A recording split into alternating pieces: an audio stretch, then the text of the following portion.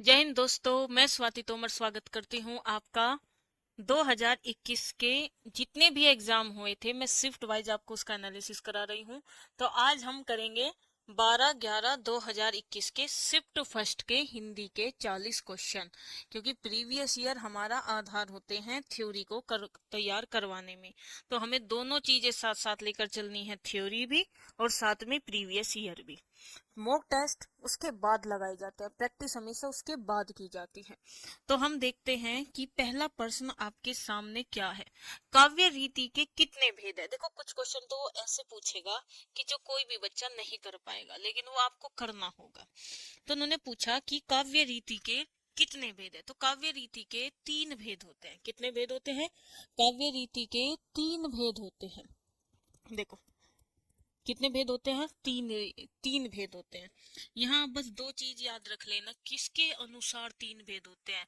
देखो, कल को वो ऐसे पूछ ले कि आचार्य वामन के अनुसार, आपसे पूछे कि आचार्य वामन के अनुसार काव्य रीति के भेद, काव्य रीति के भेद। तो काव्य रीति के भेद आचार्य वामन के अनुसार कितने हैं? तो वो है 3। कितने हैं? 3 है। तो वे 3 भेद कौन कौन से हैं? तो आप बता सकते हो, वैदर्भी है, गोंडी है और पांचाली है। वैदर्भी, ठीक है, पांचाली और पांचाली के बाद आती है आपकी बेटा, क्या आती है? गोडी। ठीक है। चलो, एक यहाँ से एक चीज और याद रख लेना। वो क्या है कि एक हुए हमारे आचार्य दंडी जी। तो दंडी जी के अनुसार काव्य रीति के भेद। तो दंडी के अनुसार, किसके अनुसार? दंडी के अनुसार काव्य रीति के भेद। अगर आपसे पूछे दंडी के अनुसार काव्य रीति के भेद, तो हमेशा ध्यान रख लेना कितने होंगे? 2, एक कम। क्यों? क्योंकि यहाँ से और भी क्वेश्चन बन सकता है। अभी तो ये आया कि काव्य रीति के कितने भेद है, भाई 3 है। कल क्या आएगा कि आचार्य वामन के अनुसार काव्य रीति के भेद। परसों क्या आ सकता है कि दंडी के अनुसार काव्य रीति के भेद। फिर उससे अगले दिन क्या आ सकता है? उससे अगले दिन ये आ सकता है कि आचार्य दंडी ने किस किस रीति को नहीं माना। तो पांचाली रीति। मतलब इसने 2 भेद बताए दंडी ने, एक तो वैदर्भी और एक गोडी, और आचार्य वामन ने 3 बताए। इसने, दंडी ने कौन सा नहीं माना? पांचाली रीति नहीं माना।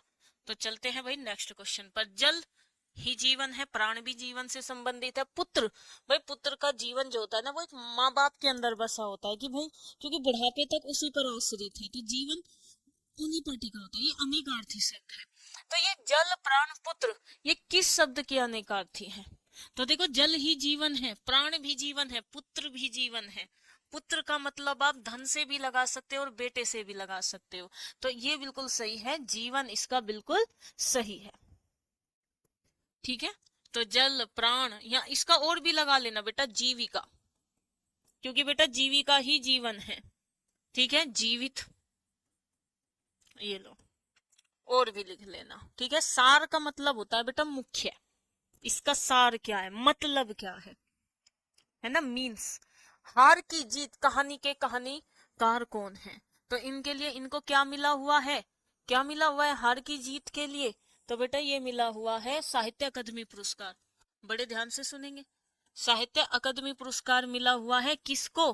सुदर्शन को। कैसे याद रखोगे? कि जिसके हाथ में सुदर्शन चक्र होगा वो हारते हुए भी जीत जाएगा। अब आ जाते हैं कमलेश्वर। कमलेश्वर को किस रचना के लिए साहित्य अकादमी पुरस्कार मिला है? तो पाकिस्तान। कितने पाकिस्तान के लिए क्या मिला हुआ है? साहित्य अकादमी पुरस्कार।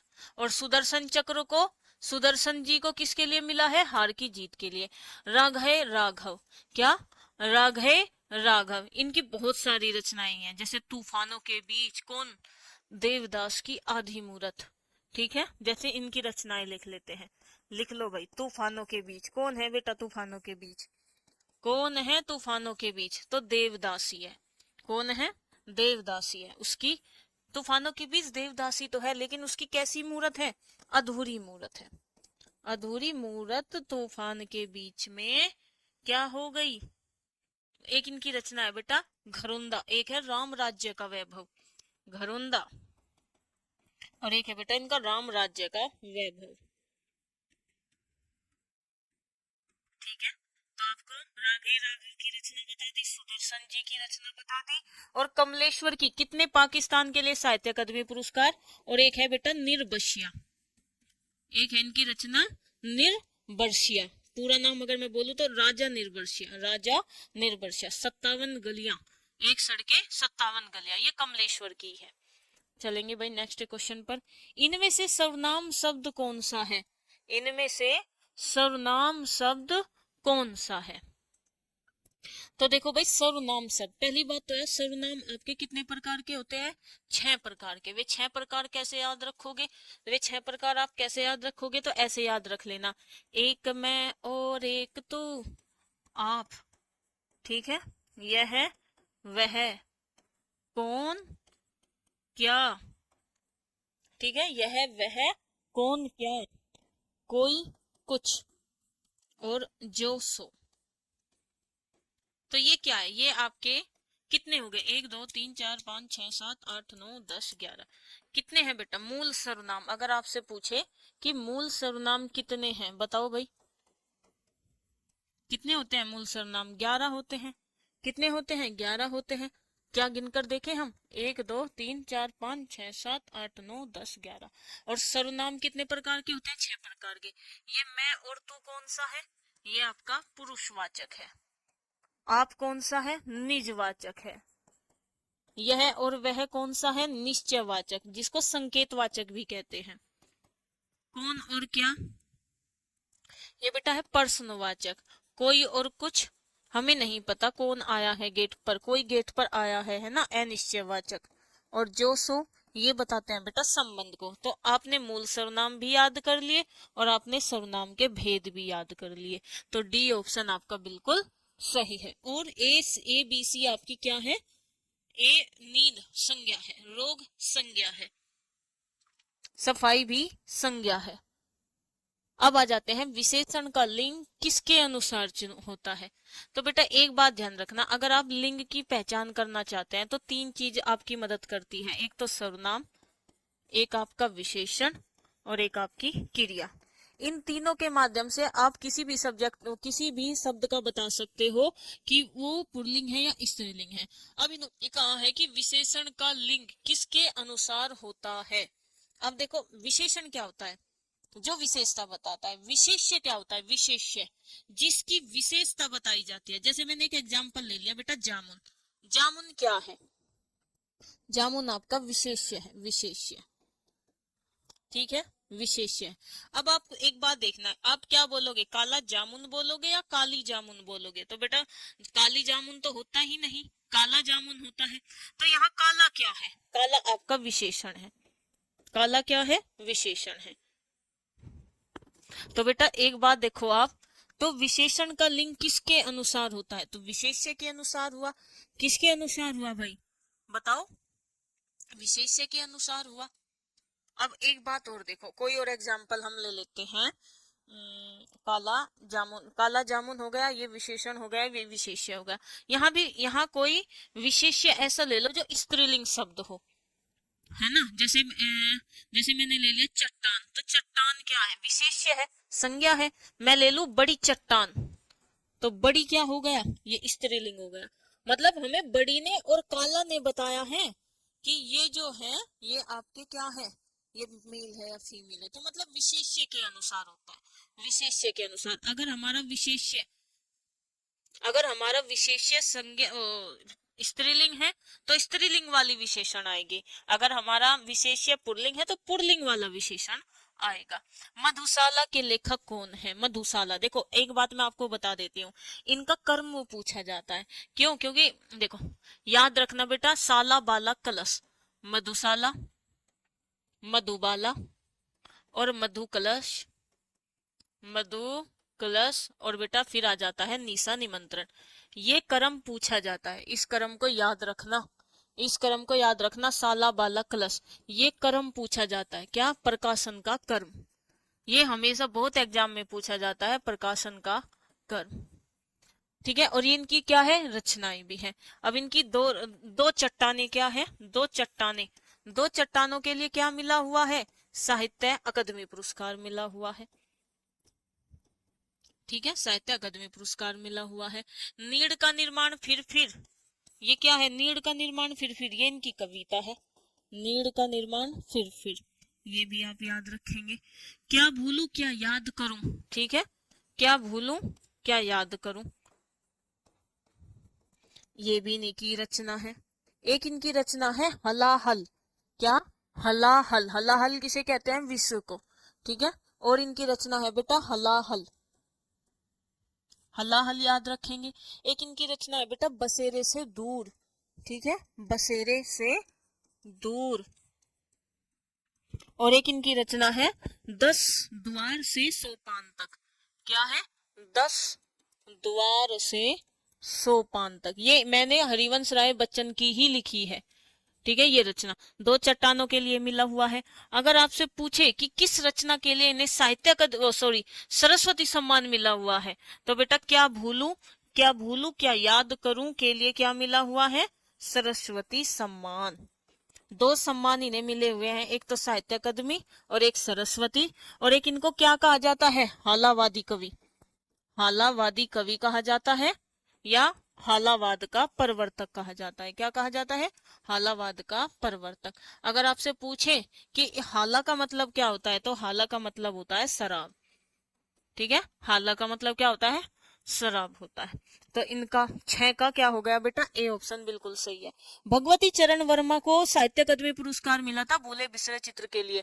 महादेवी वर्मा को यामा के लिए ज्ञानपीठ पुरस्कार मिला था। जयशंकर प्रसाद जी को कामयानी रचना है इनकी, बहुत ही महत्वपूर्ण है। स्कंदगुप्त, चंद्रगुप्त, इनके ये नाटक है, ये महत्वपूर्ण है। कामयानी में 15 सर्ग है।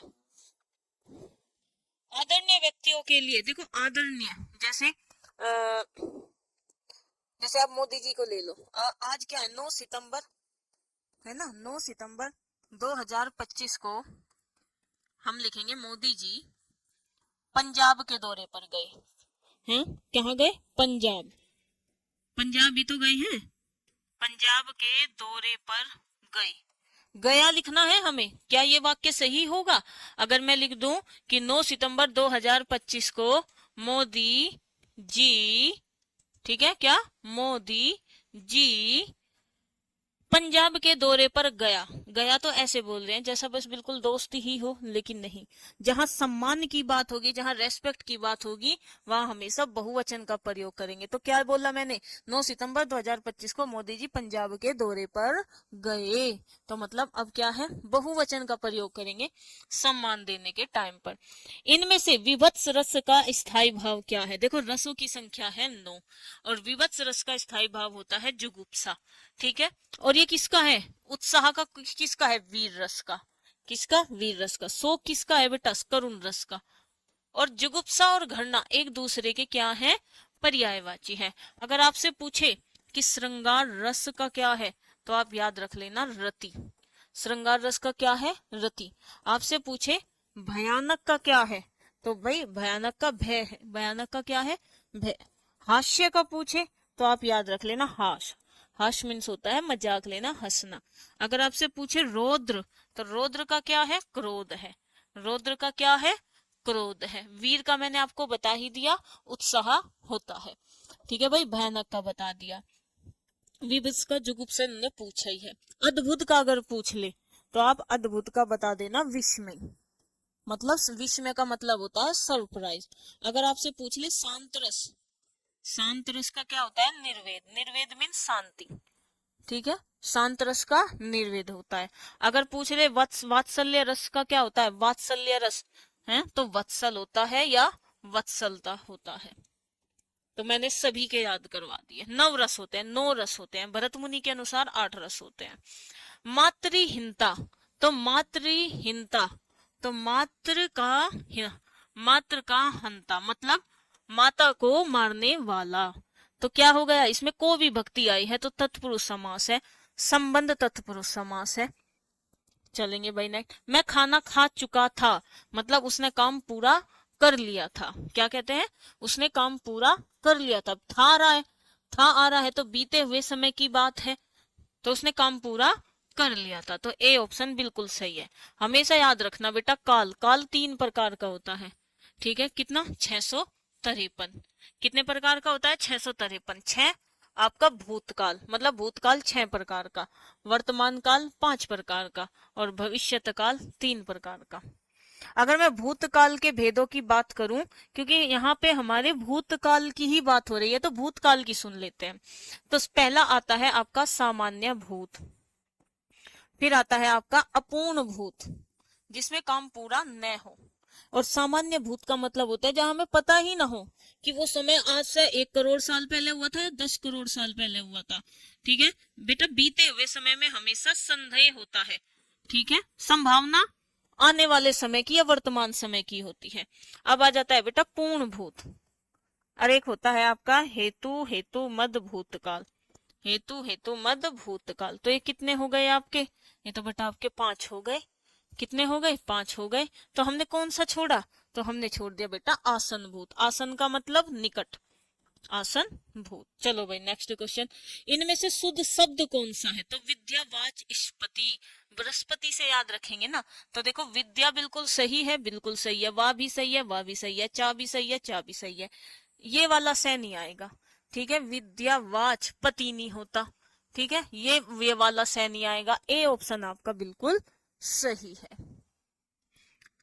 हिंदी शब्दकोश में क्षत्रिय का कर्म किस वर्ण के अंतर्गत आता है? पहले हम ये देखेंगे कि क्षत्रिय हमारा किससे मिलकर बना है? आधिक्य और मूर्धा सकार से। त्रय हमारा किससे मिलकर बना है? आदित्य और रे से। अज्ञ हमारा किससे मिलकर बना है? तो ये जय प्लस इया से, ठीक है। छत्रज्ञ श्रेय, सर्मिक वाला श्रेय, तो ये आपका तल्लु सकार और रे से बना है। हमें पता है कि व्यंजन जो होता है हमारा कैसे शुरू होता है, लेकिन कै के बाद हमारा क्या आता है? क्षत्रिय आता है। क्या आता है? क्षत्रिय। तो किसके बाद आया? ये कै के बाद आया, तो डी ऑप्शन आपका बिल्कुल सही है।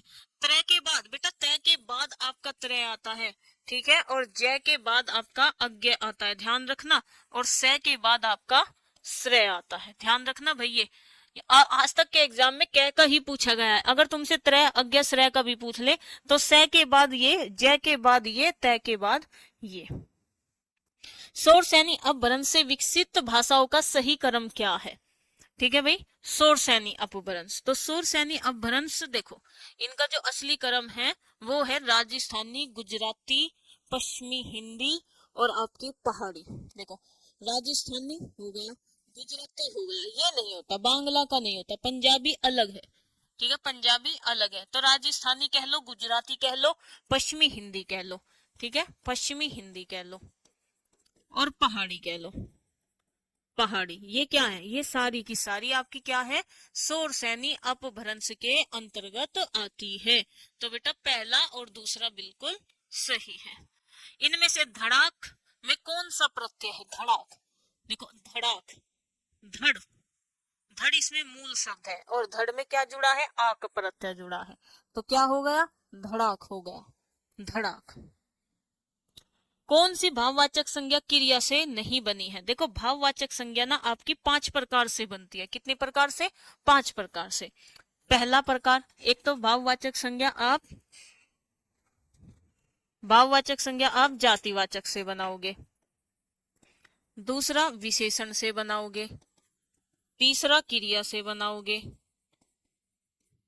चौथा अव्यय से बनाओगे। अब ये बताओ कि पांचवा ऐसा कौन सा है? पांचवा ऐसा कौन सा है जो छूट गया है बेटा? तो पांचवा है आपका हमारा छुटकू मुटकू सा सोना सा बेबी सर्वनाम। ठीक है, इनसे क्या होता है? इनसे हम भाववाचक संज्ञा का निर्माण कर सकते हैं।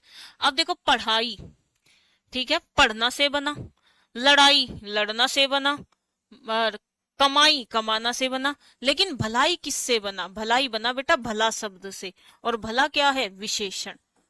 तो यही आपका सी बिल्कुल सही है, जो क्रिया से नहीं बना। जो बहुत मंद गति से कार्य करते हो, मंथर। द्विज का नेकार्थी, द्विज का मतलब होता है 2 बार जन्म लेने वाला। जैसे बेटा अंडा, ठीक है, अंडा ले लो, पक्षी ले लो, दांत ले लो, ब्राह्मण ले लो, ब्राह्मण ले लो, ठीक है, और एक वो चंदू मामा ले लो, चंद्रमा ले लो। ये क्या है? शंख ले लो, ठीक है, ये क्या है, ये वे हैं जो 2 बार जन्म लेते हैं। ठीक है, अंडा नहीं, पक्षी। पक्षी एक बार तो अंडे के रूप में आएगा और फिर दूसरी बार वो अंडे से बाहर निकलेगा। दांत का क्या है, पहले दूध के आएंगे फिर आएंगे। चंद्रमा भी और शंख। ठीक है, ये क्या है, द्विज है। हाथी को तो बेटा हस्ती कहते हैं, कुंजर कहते हैं। क्या कहते हैं, कुंजर। इसको तो कपड़ा कहते हैं। चलो भाई, इनमें से घोटक शब्द क्या है, तो बेटा घोटक है तत्सम शब्द और इसका तद्भव क्या होगा, घोड़ा। क्या होगा, घोड़ा। चलो भाई, अनुच्छेद पढ़कर आपको क्या करना है, अच्छे से जवाब देना है। देखो 2021 का जो पेपर हुआ था वो ऑनलाइन हुआ था, तो इसका मतलब इसमें पैराग्राफ जो होंगे वे बहुत छोटे होंगे। लेकिन इस बार पेपर कैसा होगा, इस बार ऑफलाइन होगा। तो ऑफलाइन होगा तो पैराग्राफ छोटे नहीं आने के। ठीक है भाई, ये बात ध्यान रखना, पैराग्राफ छोटे नहीं आने के। अब न गहरी नींद में तुम सो सकोगे, गीत गाकर मैं जगाने आ रहा हूँ। अतम अस्तांचल तुम्हें अस्त होगा, ये अस्त। अस्तांचल तुम्हें जाने न दूंगा, अरुण उदांचल सजाने आ रहा हूँ। कल्पना में आज तक उड़ते रहो तुम, साधना से सिर हरकर मुड़ते रहो तुम। तो बेटा ये तो जो है ये ऑनलाइन के पैराग्राफ है, ऑफलाइन पेपर में ऐसा पैराग्राफ नहीं आता। आप पेट का एग्जाम उठाकर देख लीजिएगा। ठीक है, 7 तारीख की फोर्थ शिफ्ट का आसान था, लेकिन आप फर्स्ट सेकंड शिफ्ट का देख लेना 6 की। उपयुक्त काव्यांश में गहरी नींद में सोने का क्या अर्थ है, तो क्या अर्थ है कि वो बेखबर है। अब उसे चंदू सूरज मामा उठाएगा ना। काव्यांश के अनुसार कवि लोगों को कहा नींद नहीं जाने दूंगा, कहा नहीं जाने दे रहा, वो नहीं जाने दे रहा बेटा इनको पतन की राह पर जगाएगा। सूरज क्या करता है, जगाता है भाई, नहीं राह पर आ जाओ। सूरज तो एक बहाना है, कवि जगा रहा है नींद से, जगा रहा है वो आपके लक्ष्यों के लिए। उपयुक्त काव्यांश में कवि किस तरह के व्यक्तियों को संबोधित कर रहा है, तो किस तरह के, जो अत्यधिक प्रेरित हो, जो बहुत परिश्रमी हो, जो आकाश की ऊंचाइयों को छूना चाहते हो, जो जीवन की कठोर वास्तविकताओं से बेखबर है। भाई जो पहले से ही प्रेरित है उसे क्या जगाना, जगाना तो बेटा उसे है ना जो कठोर वास्तविकताओं से बेखबर है। वाच्य कितने प्रकार का होता है, इंग्लिश में क्या बोलते हैं, voice. Active voice, passive voice. ठीक है, कृतवाच्य। तो कृतवाच्य होता है, एक होता है बेटा कर्मवाच्य होता है, और एक होता है आपका भाववाच्य। तो कितने प्रकार का हुआ, 3 प्रकार का हुआ। अल्पायु कौन सा प्रत्यय है। अब देखो अगर आपसे संधि भी आती है ना, तो आप यहाँ एक चीज पहचान लोगे कि भाई यहाँ दीर्घ संधि है, और मैं देख रहा हूँ कि यहाँ मुझे 2 शब्द मिल रहे हैं, एक तो अल्प और एक आयु। अगर मुझे संधि का नियम भी नहीं पता, लेकिन मुझे पता है कि इसमें 2 शब्द है, अल्प आयु। उच्चारण भी 2 शब्दों का हो रहा है, कम आयु। ठीक है, आयु की विशेषता बताई जा रही कि कम है, आयु की विशेषता बताई जा रही कि कम है। तो कौन सा विशेषण हुआ, कर्मधारय हुआ। सॉरी, कौन सा समास हुआ, कर्मधारय समास हुआ। आयु क्या है, संज्ञा। संज्ञा की विशेषता बताई जा रही कि कम है ज्यादा है, तो कर्मधारय समास हुआ। ठीक है, अल्पायु कौन सी संधि हुई, तो दीर्घ संधि हुई।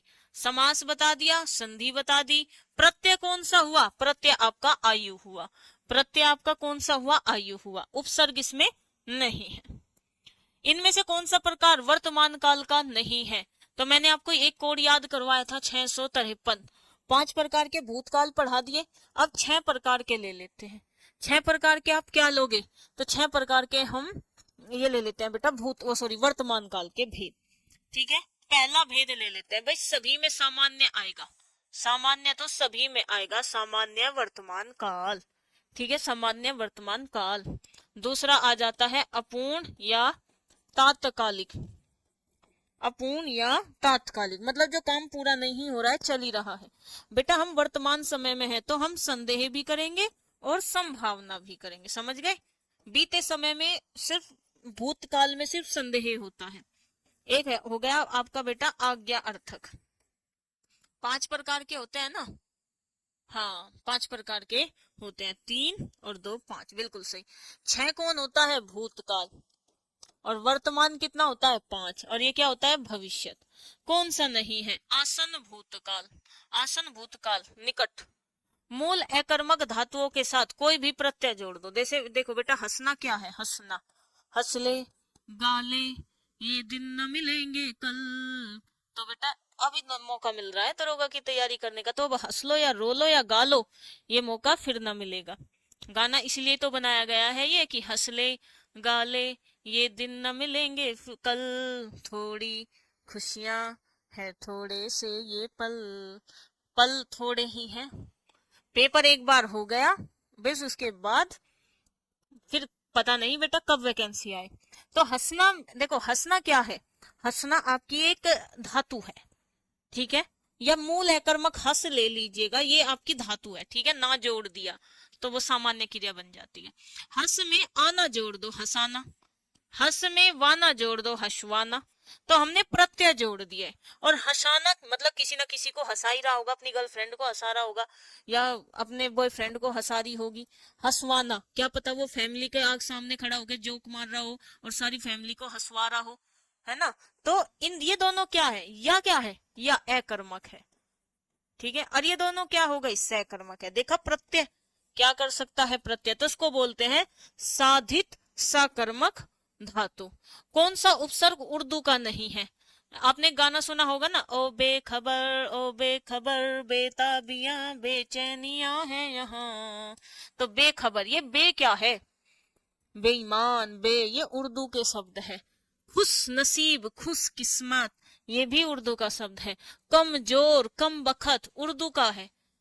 गैर जिम्मेदार, है ना, गैर कानून, ये सब क्या है, उर्दू के उपसर्ग हैं। ये ले जाओ बस, ठीक है। उन क्या है, उन ये हिंदी का उपसर्ग है, किसका उपसर्ग है, हिंदी का उपसर्ग है। जैसे आपने पढ़ा होगा 29, 19, 39, उन आएगा ना, 49, 59, 69, इनमें क्या है, इन सारों में उन उपसर्ग है, क्या है, उन उपसर्ग है, एक कम, एक कम। आजीवन, तो आ क्या है, उपसर्ग है, आ क्या है, उपसर्ग है। और उपसर्ग भैया जी अवयवी भाव समास में होते हैं। कौन सी बोली उदासीन आकार बहुला है, देखो कौन सी बोली है जो उदासीन है और आकार है, ये पूछे ही जाते हैं, भाषाओं से क्वेश्चन आता ही आता है, ठीक है भाई, क्या आता है, भाषाओं से क्वेश्चन आपका आता ही आता है।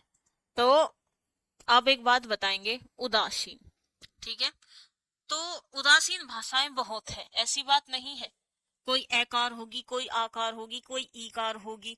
तो आकार पूछा है, आकार, तो ब्रज, बुंदेली, बघेली, कन्नौजी, सब ये पश्चिमी हिंदी की है। बुंदेली बुंदेलखंड में बोली जाती है, कन्नौजी कन्नौज में बोली जाती है, ब्रज अलीगढ़ होगा, बुलंदशहर हो गया, मथुरा वृंदावन हो गया, यहाँ बोली जाती है। अब बघेली उदासीन आकार कौन सी है, तो बेटा बघेली है। और बघेलियों के उपनाम भी पूछ लेता है, बघेलियों के उपनाम भी पूछ लेता है, तो क्या है इसके बघेलियों के उपनाम, तो इसके नाम है बेटा रिम ही, रिवई, देखो रिम ही, रिवई, और एक बघेली के ऊपर है बघेल खंडी, ये क्या है बेटा, इसके उपनाम है, क्या है, उपनाम।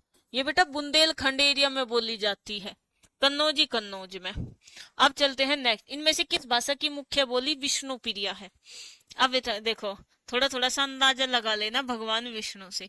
अब इन्होंने पूछा है कि भाई वो भाषा मुझे बता दो जो विष्णु विष्णु पुरिया है। तो देखो ऐसी कितनी भाषाएं हैं जो विष्णुपुरिया है, जैसे बेटा मणिपुर हो गया, असम हो गया, त्रिपुरा हो गया, ये विष्णुपुरिया है, ठीक है, तो लिख लो मणिपुर, मणिपुर, असम और त्रिपुरा। अब देख लो इनमें एक ना एक पाएगा जरूर, ये क्या है, तीनों की तीनों ये विष्णुप्रिया है, ठीक है, विष्णुप्रिया। अब एक बात और ध्यान रखना, अगर यही एग्जामिनर कह देता मणिपुरी, मणिपुरी, तो आपको बोल देते ना मणिपुर में बोल ली जा, मणिपुरी है, थोड़ी थोड़ी असम में भी बोल ली जा, ठीक है। तो विष्णुपुरिया का दूसरा नाम क्या है, मणिपुरी है, मणिपुरी। और ये मणिपुरी किसने कहा, विष्णुप्रिया को मणिपुरी किसने कहा, तो ये कहा जॉर्ज गियर्सन ने। जॉर्ज गियर्सन ने कहा कि मैं इसको विष्णुपुरी ना बोलकर क्या बोलूंगा, मणिपुरी बोलूंगा। तो इसका आंसर क्या हो गया, असमी हो गया, असमी। बता दिया मणिपुर, असम, त्रिपुरा ये विष्णुप्रिया है, ठीक है। अब आ जाते हैं कलिकथा बाईपास। बाईपास पे कौन खड़ी है? अलका। बाईपास पे कौन खड़ी है? अलका। साहित्य अकादमी पुरस्कार मिला हुआ है। क्या मिला हुआ है? अलका बाईपास रचना के लिए साहित्य अकादमी पुरस्कार मिला हुआ है। पार्थिव, पार्थिव होता है जो पृथ्वी से जुड़ा हो। पृथ्वी में आप अप्रत्यय जोड़ देना, ठीक है। पृथ्वी में आप क्या जोड़ दोगे? अप्रत्यय जोड़ दोगे तो आपका पार्थिव बन जाएगा। तो जिसका संबंध पृथ्वी से है। विरोधाभास अलंकार किस अलंकार की श्रेणी में आता है? देखो, अर्थर अलंकार के बहुत भेद है, लेकिन आप शब्द अलंकार के याद रखना। अनुप्रास, अनुप्रास अलंकार, यमक अलंकार, श्लेष अलंकार, वक्रोक्ति अलंकार, वक्रोक्ति अलंकार और विप्सा अलंकार। पुनरुक्त वदाभास, पुनरुक्त वदाभास, ये क्या है? ये शब्द अलंकार के भेद हैं। किसके? शब्द अलंकार के। और इनको छोड़कर जितने भी हैं सारे के सारे कहाँ भाग जाएंगे? अर्थ अलंकार में चले जाएंगे। तो ये विरोधाभास किसका हुआ? अर्थ अलंकार का। कोई पूछे विरोधाभास अलंकार का बादशाह कौन है, तो वो है घनानंद। ठीक है, घनानंद कौन है? रीति काल का कवि है, रीति मुक्त काव्य धारा का कवि। कृष्णा सोबती, जिंदगी तेरे नाम कर दी, याद रखना 1980 में मिला था, ना कि गलत लिखा है ये, 1979 नहीं है, 79 नहीं है, कितना है? 89 है, 89 नहीं नहीं, 89 नहीं, 80 है, 80। हाँ, साहित्य अकादमी पुरस्कार मिला है। अभिनव गुप्त का प्रमुख दार्शनिक मत क्या है? देखो बेटा, अभिनव गुप्त आपने रस में सुना होगा। अभिनव गुप्त कहते हैं कि मैं शांत रस को क्या मानता हूँ? शांत रस को परम रस मानता हूँ। क्या? अगर आपसे कोई पूछे कि अभिनव गुप्त के अनुसार परम रस कौन सा है, तो शांत रस है। अगर कोई पूछे शांत रस का जनक कौन था, तो उद्भट था। शांत रस किसने दिया बेटा? उद्भट ने दिया। परम रस किसने माना? शांत रस को। शांत रस को परम रस अभिनव गुप्त माना। शांत रस को किसने नहीं माना? तो वो भरत मुनि ने नहीं माना। तो बहुत सारे क्वेश्चन बन जाते हैं, ठीक है, बहुत सारे क्वेश्चन बन जाते हैं। शांत रस को परम रस माना अभिनव गुप्त ने, शांत रस को रस ही नहीं मानना भरत मुनि ने। शांत रस का जनक कौन है? उद्भट है। शांत रस का स्थायी भाव क्या है? निर्वेद है। अभिनव गुप्त प्रमुख दार्शनिक था, तो वो शैव धर्म से था। एक हाथ से ताली नहीं बजती, लड़ाइयां दोनों तरफ से होती है। ठीक है भाई, लड़ाइयां दोनों तरफ से होती है। तो बिल्कुल भैया, झगड़े में दोनों पक्ष ही दोषी होते हैं, जब भी तो तालियां बजी। धृत विलंबित, देखो इनके सूत्र होते हैं। जब आप बेटा क्या पढ़ोगे? जब आप छंद पढ़ोगे, तो छंद में ना, एक छंद में कौन सा होता है? वार्णिक छंद। वार्णिक छंद क्या कहता है कि मुझ में तुम वर्णों की गणना करोगे, वर्णों की गणना। और एक बात याद रखना, क्या? गण होता है, एक गण होता है, गण। तो गणों की गणना याद, देखो ये ऑब्जेक्टिव क्वेश्चन बनता है। गणों की गणना किस में होती है? वार्णिक छंद में होती है, गणों की गणना। और एक गण 3 वर्णों से मिलकर बना होता है, 3 वर्णों से। गणों की गणना केवल वार्णिक छंद में होगी। एक गण 3 वर्णों से मिलकर बना होगा। और सूत्र आप सभी को पता ही है, या माता राजभानस लगा। तो कितने गण है? कितने गण है? एक यगण, मगण, तगण, रगण, जगण, भगण, नगण, सगण, ये गण है आपके। कितने हो गए? 1 2 3 4 6 7 8, 8 गण हो गए। कितने गण हो गए? 8 गण हो गए। तो बेटा नव, अब यहाँ पूछा है द्रुत विलंबित में गणों का क्रम क्या है, तो आप एक चीज याद रख लेना, नभ भर। नभ भर ये सूत्र है द्रुत विलंबित का, नभ भर। तो न से नगण, भय से भगण, भय से भगण, रे से रगण। तो कहाँ मिल गया आपको? नभ भर, न भय भय रे। तो सी ऑप्शन आपका बिल्कुल सही है। सूत्र भी पूछ लेता है। उप विराम, बेटा उप विराम का है ए ऑप्शन। उप विराम का क्या है? ए ऑप्शन बिल्कुल सही है। विवरण चिन्ह, विवरण चिन्ह, योजक चिन्ह। कौन सा शब्द आकाश का पर्यायवाची है? तो तम, तिमिर, तमस, ये अंधकार के पर्यायवाची है। धरा, धारित्री है, पृथ्वी, भू, भूमि, ये आपके पृथ्वी के पर्यायवाची है। तो आकाश का व्योम है, अनंत है, शून्य है, नभ गगन आसमान अंबर है। ठीक है भाई। विखंडनवाद का सिद्धांत विखंडनवाद का सिद्धांत। तो बेटा देखो, एक बात ध्यान रखना, ये विखंडन का मतलब होता है तोड़ना। ये विखंडनवाद के सिद्धांत में देरीदा जी कहना चाहते हैं कि भाई ये हिंदी में एक शब्द है और बेटा उस शब्द के ना बहुत अर्थ होते हैं। अगर तुम कहीं इस क्षेत्र में यूज करोगे तो वो शब्द का अर्थ अलग देगा, इस क्षेत्र में यूज करोगे तो इस क्षेत्र में वो शब्द जो अर्थ देगा वो अलग देगा। बस यही बोला है इसने देरीदा ने विखंडनवाद के सिद्धांत में। सरल का विलोम क्या होता है? सरल का विलोम होता है कठिन, ठीक है। सरल का विलोम होता है वक्र, ठीक है। डी ऑप्शन बिल्कुल सही है ना? बताओ। अच्छा, जटिल भी दिया हुआ है, टफ। तो बेटा वैसे तो सरल का वक्र भी होता है भाई। वक्र हो गया टेढ़ा मेढ़ा, सरल हो गया सीधा। तो सी और डी दोनों होते हैं। लेकिन आप एक काम कर लेना, छोटा वक्र ना लगाकर जटिल लगा लेना। क्यों? क्योंकि ये हिंदी का शब्द हो गया, ये संस्कृत का शब्द हो गया, ठीक है। तो आप क्या लगाकर आओगे? जटिल लगाकर आओगे, ठीक है भाई। तो ये 40 क्वेश्चन थे आप सभी के सामने।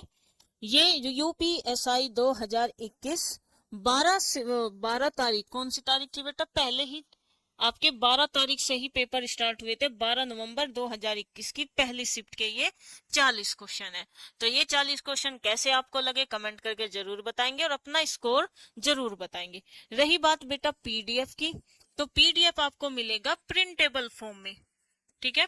प्रिंटेबल फॉर्म में मिलेगा। कहाँ मिलेगा? वो मिलेगा आपको, आप सभी प्यारे बच्चे टेलीग्राम पर जाएंगे, Hindi by Swati ma'am search करेंगे तो आपको मिल जाएगा। जिस ग्रुप में कम से कम 12,000 के करीब स्टूडेंट है और आपको वो ग्रुप मिल जाएगा और आप वहां जाकर ग्रुप को ज्वाइन कर लेंगे। सभी प्यारे दोस्तों को जय हिंद।